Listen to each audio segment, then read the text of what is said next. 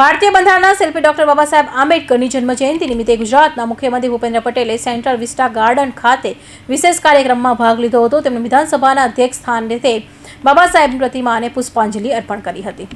ભારતીય બંધારણના શિલ્પી ડોક્ટર બાબા સાહેબ આંબેડકરની જન્મજયંતિ નિમિત્તે ગુજરાતના મુખ્યમંત્રી ભૂપેન્દ્ર પટેલે બાબા સાહેબના જીવનને સંઘર્ષ અને સફળતાનું પ્રેરણાદાયી ઉદાહરણ ગણાવ્યું છે। તેમણે કહ્યું કે બાબા સાહેબ સમાજના દરેક વર્ગના ઉત્થાન માટે કામ કર્યું છે। તેમના વિચારો આજે પણ સમાનતા, ન્યાય અને ભાઈચારાનો માર્ગ બતાવે છે। કાર્યક્રમ દરમિયાન જય ભીમના નારા સાથે બાબા સાહેબના મૂલ્ય યોગદાનને યાદ કરવામાં આવ્યું હતું। મુખ્યમંત્રીએ જણાવ્યું કે બાબા સાહેબના અથાગ પરિશ્રમથી આજે આપણી પાસે વિશ્વના શ્રેષ્ઠ બંધારણનું માનું એક છે। દેશ હાલમાં ભારતીય સંવિધાનના 75 વર્ષની ઉજવણી કરી રહ્યો છે।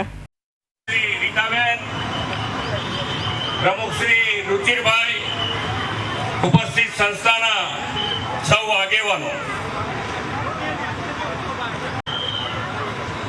બંધારણના ઘડવૈયા ભારત રત્ન ડોક્ટર બાબા સાહેબ આંબેડકરને 134મી જન્મ જયંતિએ મારા સત વંદન કરું છું।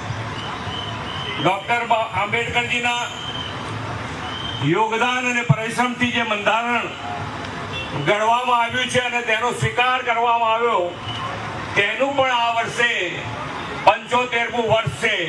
એટલે કે આંબેડકર જન્મ જયંતિનો આ વખતનો અવસર ખાસ અવસર છે। વિશ્વ નેતા અને યશસ્વી વડાપ્રધાન શ્રી નરેન્દ્રભાઈ મોદીની પ્રેરણાથી આ વર્ષે સંવિધાનના 75 વર્ષની ઉજવણી દેશભરમાં આપણે કરી રહ્યા છીએ। આજથી 24 એપ્રિલ આ અભિયાનમાં ડોક્ટર બાબા સાહેબ આંબેડકરના વિચારો લોકો સુધી પહોંચાડવાનું કાર્ય થવાનું છે। બાબા સાહેબનું જીવન એ સંઘર્ષ અને સફળતાનું માર્ગદર્શક છે।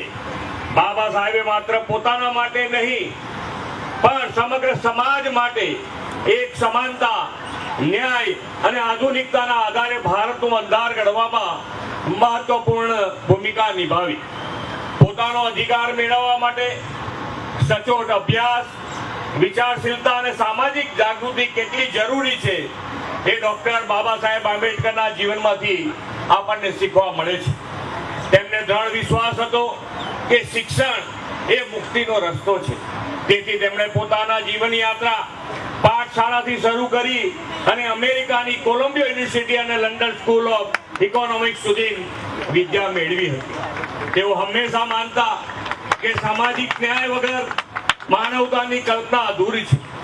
જાતિવાદ, ગઠબંધન તોડવા માટે શિક્ષણ, સંઘર્ષ અને સંગઠન ત્રણેયની જરૂર છે।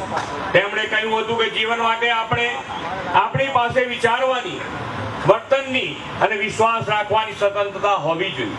તેમના વિચારોને જીવનમાં ઉતારીને સામાજિક સમાનતા સાથે વડાપ્રધાનશ્રીના સંકલ્પ વિકસિત ભારત 2047 માટે સતત પ્રયત્નશીલ રહેવા સૌ પ્રતિબદ્ધ થઈએ। સમાનતાના સૈનિક ડોક્ટર બાબા સાહેબ આંબેડકરને વિનમ્ર ભાવે શ્રદ્ધાંજલિ પાઠવીને વિરમું છું। ભારત માતા કી જય, વંદે માતરમ, જય જય ગરવી ગુજરાત। બાબા સાહેબ અસ્પૃશ્યતા નાબૂદી, મહિલા સશક્તિકરણ અને શિક્ષણના પ્રચાર માટે મહત્વના પગલાં ભર્યા હતા। તેમણે એવું બંધારણ આપ્યું કે જેણે ભારતના વિવિધતાભર્યા સમાજને એક સૂત્રમાં બાંધ્યો છે। મુખ્યમંત્રીએ આ પ્રસંગે બાબા સાહેબના આદેશોને અપનાવી વિકસિત ગુજરાત અને ભારતના નિર્માણનો સંકલ્પ લેવા હાકલ કરી હતી। કૌશિક પટેલનો report, Hind TV news, Surat.